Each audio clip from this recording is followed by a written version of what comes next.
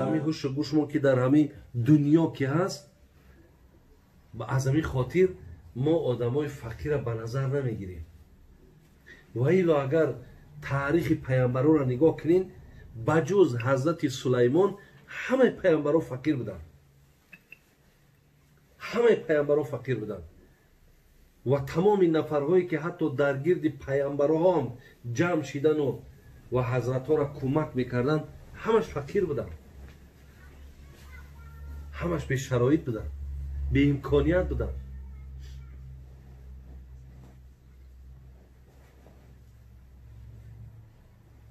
حضرت جنونی را خدا رحمت کنه، شاید حضرت جنونی هم همین بگیم قضیاتی نشید که همین 300-400 سال پیش هست. چی میگه؟ میگه به حضرت بود دائم حب درویش، تو چون اقرب زنی درویش رو نیش. میگه میدونی که پیامبر فقیر را دوست میداشت، ترا چی درد رسیده که فقیرها را مثل اقرب، مثل کژدم نیش میزنی؟ چرا؟ برای همین یعنی محبت فقیر هم برادر عزیز برای ما مهمه. ولی ابراهیم ادهم حکایه میکنه، میگه یک کسار 10,000 درمش داد. 10,000 درم در پیش دو گو حضرت نمیره بگی و در حق من دعا کن، این پولی به حق کلام بود. میگه گرفتم تا درم ها برادر عزیز و توفیق بیو، تقوا را بیو، همه خیلی گیره گو خدا پدر و مادر تا رحمت کرد. در پیش ما گفت الفقر و فخری، گفت ای فقیری فخری مای، تو میخوایی که این فخری من را بگیری؟ بگی گفت مالت هست. خودت گفت من با همین عنوانی که دارم نام فقیر های من نمیخواهم گفت این فخر من گفت مقصد بفروشم، نمیخواهم که فخر من بتم. زیرا پیامبر میگفت که الفقراء یدخلون الجنة قبل الاغنیاء ب500 سنه. 500 سال پیش از نفرهای مالدار و پولدار فقیرها داخل جنت میشوند. اینها 500 سال بگیم در درون جنت حالی معیشت دارن، ولی مالدارای ما در حساب مورد حساب و حسد قرار میگیرن. اصحاب الجد محبوسون. پیامبر میگه هر نفری را که در دنیا ما مال دادیم، ما را به حسابات داخل جنت کنه میتونیم. برای از فقر برادر عزیز ما کسی را دیدیم فقیر، کسی را دیدیم نادار، تماما به چشم حقارت نگاه نکنیم. برادر عزیز آدم شناخته نمیشود. این آدمایی که همه خیلی با کم بضاعتن، به شرایطن، لیکن اونها با مرتبه و مقام دارن پیش خداوند. اون میگه در زمانهای پیامبر میگه همین خیلی نشستگی هم از صحبت رفته ثابت که یک نفری بگیم بوی بابا که به هر حال با آدم ایماندار میگه آمد این خنیگه کرد طرفا را که جا نیست، فقط پهلو یک آدم کم بغل در جای همه لباس های او پوری خاک همین خسته همین خیلی خیلی مردک لباسکاش با تازه آلفته گاز بری در بشین و مقصد با همون یکان در خس خوشوکش بود در لباس میزنه، در دلش میگه میره گذران میگه و بعد به همین یک دلی نخواهم میگه و در برک همون شیش که حضرت میگه خیلی نگاش کرد با همون بگیم که نور نبوتش، گفت ترسیدی که فقرش میگذرد. وقتی ای گپ زد میگه مرده که مالدار لرزه گرفت، گفت ترسیدی فقرش میگذرد که جوش کیست؟ گفت حضرت هرچی شما بگین شما حق میگین، لیکن برای همین بی‌ادبی کردگیم، برای همین مقصد گویم یک گمان نادرستی کردگیم، من از همین آدم عذر میخوام و میخوام که نصف همین مال ما بتمشه من را ببخشه. بعد پیامبر گفت چی میگوی برادر تا؟ فقیر پرسید. گفت پیامبر نازنین گفت اولا گفت الله بخشیدن دوست میداره، ما بخشیدیمش. دیمش گفت من در مالش در کار نیست، یکی نگیرم مالش و همین خصلت های همین من در پیدا شود، من در کار نیست گفت مالش.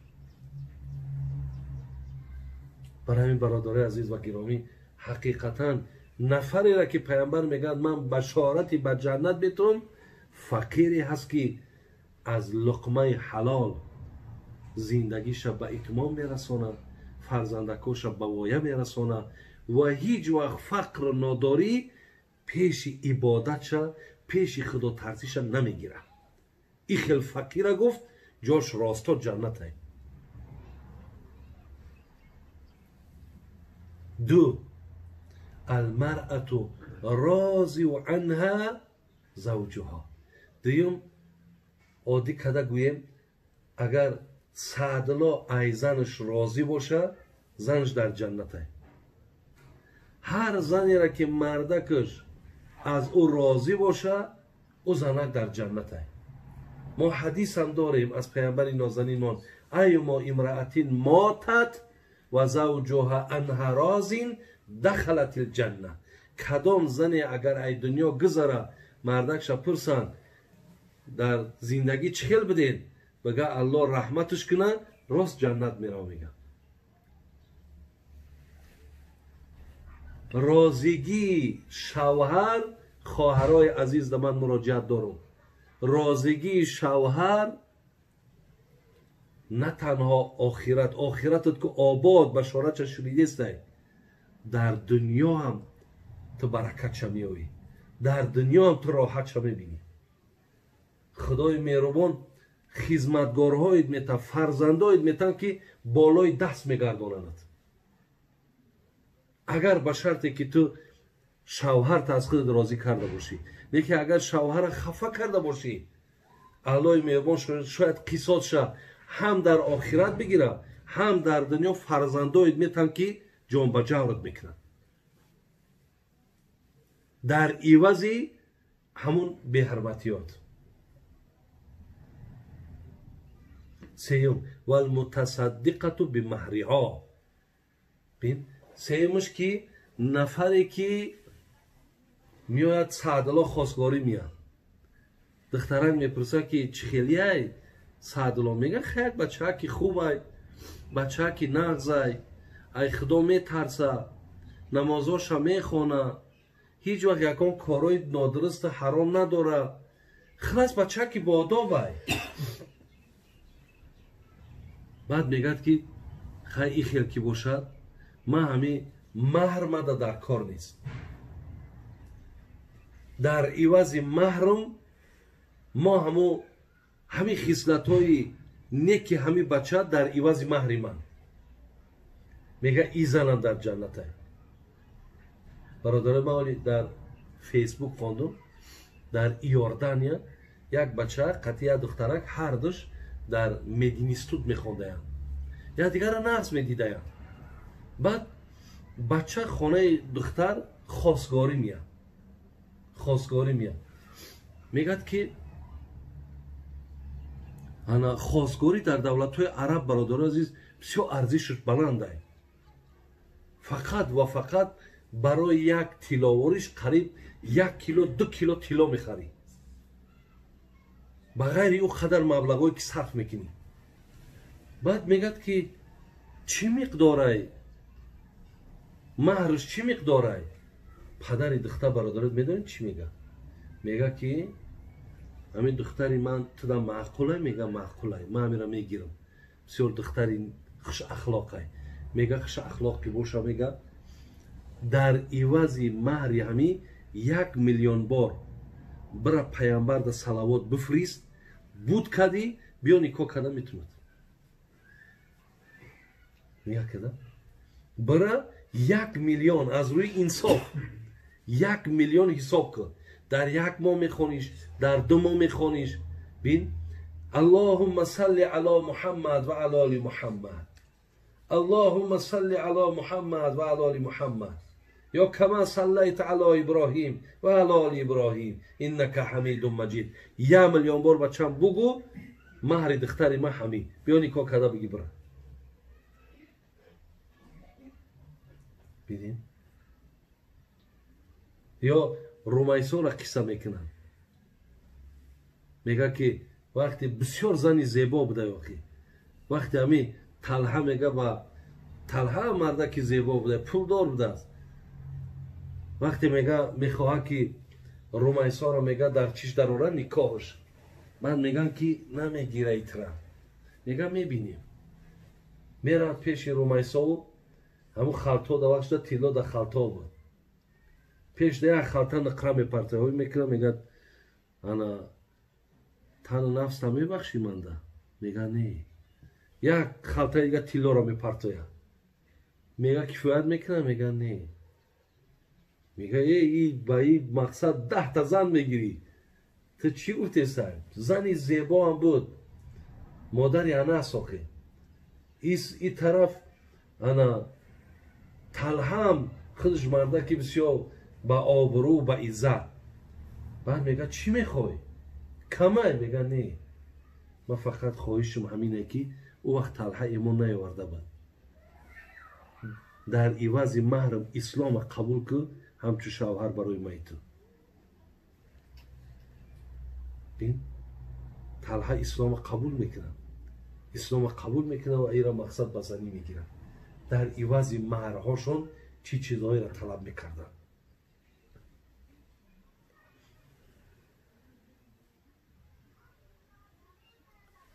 دیگرش برادرای عزیز نفری را که پیامبر بشارت به جنت داد او کی بود و راضی و عنه ابوا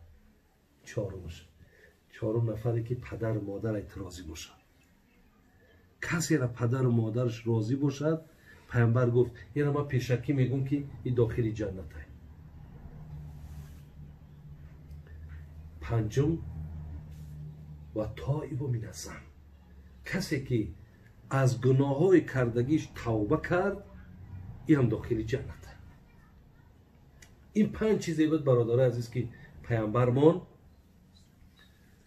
پیشتر گفت که اینها اهل جنتند اگر من علم غیب می داشتم